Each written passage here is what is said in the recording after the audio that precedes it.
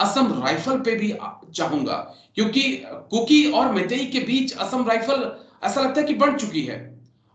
तमाम ऐसे कमेंट्स आ रहे हैं, मैतेई कहते हैं कि नहीं, ये कुकी के पक्ष में काम कर रही है, कुकी को बिक चुकी है, कुकी ना जाने क्या क्या जो है वो रेजिमेंट असम राइफल को दे रहे हैं। सेम सेम मैतेई मैतेई के ऊपर ये आरोप लग रहा है।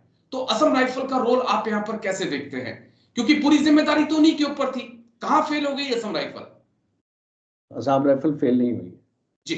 मैं आपको एक सिंपल सी चीज बताता हूँ, बिकॉज मैं 37 साल फौज में रहा हूँ, असम राइफल्स के साथ हमारा काफी इंटरेक्शन हुआ। जब भी हम बिल्कुल बॉर्डर सर। में पोस्टेड होते थे तो असम राइफल के साथ हमारा इंटरेक्शन होता था। वो बहुत ही बेहतरीन फोर्स है और एक बहुत अच्छा काम कर रही है। और सबसे इम्पोर्टेंट, आपकी दर्शकों को भी मालूम होगा कि असम राइफल्स में जितने भी कमांडर्स हैं वो तो आर्मी से ही डेपुटेशन पे गए हैं।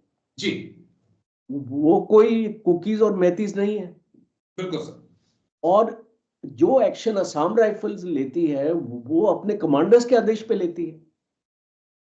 तो अगर आप असम राइफल के ऊपर उंगली डाल रहे हैं तो आप एक्चुअली फौज के ऊपर उंगली डाल रहे हैं, बिकॉज ये जितने भी कमांडर्स हैं असम राइफल्स में ये सारे फौजी हैं। तो या तो आपको कॉन्फिडेंस नहीं है इन फौजियों के ऊपर, या आपको ऐसे लगता है कि ये आपका एजेंडा आगे लेके नहीं जा रहे। ओके। तो ये बिल्कुल गलत होगा एक डिसिप्लिन्ड यूनिफॉर्म फोर्स के अगेंस्ट ऐसे एलिगेशन लगाना। और मुझे तो आश्चर्य है कि कुछ बटालियंस को आपने वहां से मूव करके जेएनके भेज दिया और वहां पे सीआरपीएफ लेके आ गए। अब आप इसको मुझे बताइए, अब लोग सीआरपीएफ के अगेंस्ट हो गए बिल्कुल सर। और इसको सीआरपीएफ के जवानों को एक थ्रेट मिला है कि अगर आप इसको बाहर निकलेंगे अपने कैंप एरिया से तो आपकी जो सिक्योरिटी है वो आपकी क्वेश्चन में रहेगी, आप अपनी सिक्योरिटी का खुद इंतजाम करें। अरे भाई, एक जब एक आपको यूनिफॉर्म्ड फोर्स वहां पे आ गई है, आपने सोचा कि असम राइफल्स बायस थी और जी। आपको ऐसा लगा कि असम राइफल कुकी के बारे में ज्यादा। असम राइफल वही काम करेगी जो करेक्ट होगा, वही काम करेगी उस सिचुएशन को डिफ्यूज करने के लिए। अगर वहां मेतीस प्रॉब्लम क्रिएट कर रहे हैं तो मेतीस के अगेंस्ट कार्रवाई होगी। अगर कुकीज प्रॉब्लम क्रिएट कर रहे हैं तो कुकीज के अगेंस्ट कार्रवाई होगी, नागास के अगेंस्ट कार्रवाई होगी। तो ये मैं इसको बिल्कुल रबिश करता हूं, ये जो पॉलिटिकल स्टेटमेंट्स आती है असम राइफल्स के बारे में। Assam rifle is a very efficient, disciplined, uniform force which has got army commanders at every level. आपके जो कंपनी कमांडर से लेके बटालियन कमांडर से लेके आपकी जो ब्रिगेड लेवल की जो है उनके ग्रुप्स है, वो जो सारे यू उनका फौजी कार्डर है। जी। So let us not play games with the security forces और उनको एक पॉलिटिकल अरीना में नहीं लेके आए। जी।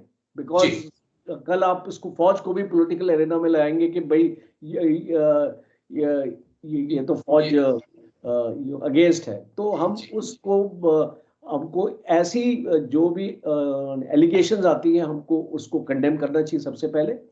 और और अगर उसमें कोई तथ्य है, जी। अगर उसमें कोई फैक्ट है तो इंक्वायरी होगी। वो जो भी एक कमांडर है अगर उसने गलत काम किया है मेथीज के against, he will be responsible and answerable. But वो एबरेशंस होते हैं, एक आधा इसको केस आपको मिलेगा, हर एक फौज में मिलता है। जी। जेएनके में भी हमने देखा है कि जो कुछ गलत फेक इनकाउंटर वगैरह। जी। एक्शंस लिए हैं इसको जी। फौजियों ने, उनके अगेंस्ट कार्रवाई हुई है। तो इसलिए आपके व्यूअर्स को और आपको मैं बस इतना बताना चाहता हूं कि इसमें Assam rifles is a very very this thing and उसके बारे में हमको ऐसे हमको एलिगेशन। और एक लास्ट पॉइंट है कि ये मोराल के ऊपर बहुत फर्क पड़ता है। ओके। फोर्स के इसको मोराल पे बहुत फर्क है। अगर आप इसको फोर्स के अगेंस्ट एलिगेशन लगाएंगे तो कल उनको लगेगा कि अगर हम अगर ऐसा एक्शन लेंगे तो हो सकता है कि हम को कोर्ट में जाना पड़े या बिल्कुल सर, और बाद में हमको अरेस्ट कर दिया गया, क्योंकि army commander special arm forces special power act की उनको जो एक बफर मिलता आपने निकाल दिया, और आपने जो 16 अपने डिस्ट्रिक्ट से arm forces special power act निकाल दिया। तो अभी जो कोई भी एक्शन वो लेंगे तो they are liable to the legal jurisdiction और the legal systems in the country. तो वो फिर अपनी ड्यूटी अच्छी तरीके से नहीं निभा पाएंगे। बिल्कुल सर, ये बड़ा अहम पॉइंट है। एक प्रेशर उनके ऊपर भी क्रिएट होगा, लेकिन बड़ी बारीकी से आपने तमाम पहलुओं को समझाया सर। आई होप कि कुछ कड़े कदम उठाने पड़े तो उठाए सरकार, क्योंकि इस हिंसा पर लगाम अब बहुत जरूरी हो चुकी है, और अगर इस चिंगारी को यहाँ पर नहीं रोका गया तो ये आंच पूरे नॉर्थ ईस्ट तक पहुंच सकती है, और ऐसा देखने को भी मिल रहा है। शुक्रिया मेजर जनरल राजन कोचर सर, बहुत बहुत शुक्रिया, आप आए और इतनी बारीकी से आपने बात रखी। थैंक यू सर, जय हिंद इसके लिए। Thank you sir. Thank you Rajesh ji, जय हिंद। Thank you sir.